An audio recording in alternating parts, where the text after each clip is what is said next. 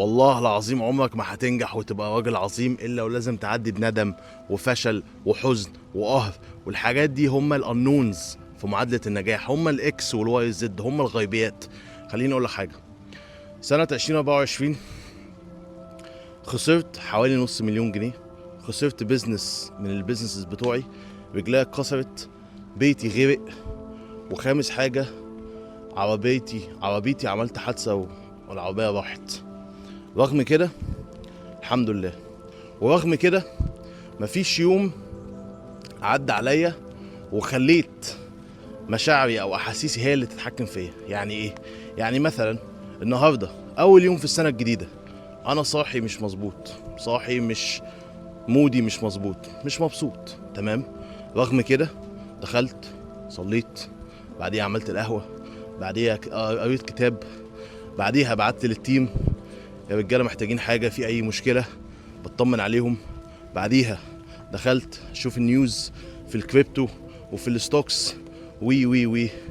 اللي انا عاوز اقوله لك ان انت طول ما انت مع الاسف ممشي نفسك تبع احاسيسك ومشاعرك، والله العظيم ما هتشوف نجاح.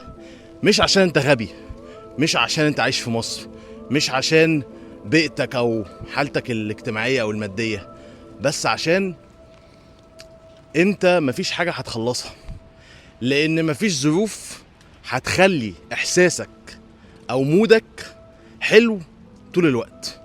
دايما هتلاقي حاجه وحشه، حتى من غير اي ما حاجه تحصل، يعني من غير ما حاجه تحصل هتلاقي ان انت مودك مش الطف حاجه.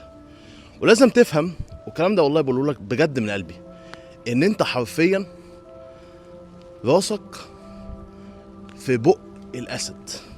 وافهم الكلام ده صح، انت ما عندكش وقت انك تقعد تقول والله انا ممكن انجح، لا انا مش هنجح، لا انا عايش في مصر. يا عم هو حد بينجح في مصر؟ في ناس بتنجح في مصر وبتعمل ملايين، والله العظيم موجودين كتير قوي، وجايين من طبقه اقل من طبقتك بكتير قوي، يعني بمراحل. فافهم ان انت حرفيا انت في بق الاسد وما عندكش وقت كتير، يا اما تطلع يا اما هيسحقك. انا بقول لك الكلام ده والله من قلبي، افهم الكلام ده كويس، وافهم ان السنه دي هتبقى زي كل سنه لو انت ما عملتش حاجه مختلفه، لو انت فعلا ما قلتش نفسك انها هتغير بجد، وما حققتش الوعود اللي انت وعدتها لنفسك. فالسنه دي ما تفوتش فرض، صلي 5 صلوات في وقتها، حاول تعمل رياضه مش لازم الجيم، واشتغل على الفاينانشال فريدم، اتعلم هاي انكم سكيل موجوده، يعني موجود كميه فيديوهات على اليوتيوب، فيديو اديتنج بقى، كوبي رايتنج، ديجيتال ماركتنج، سيلز، ايا كان. ابتدي دلوقتي. سلام عليكم.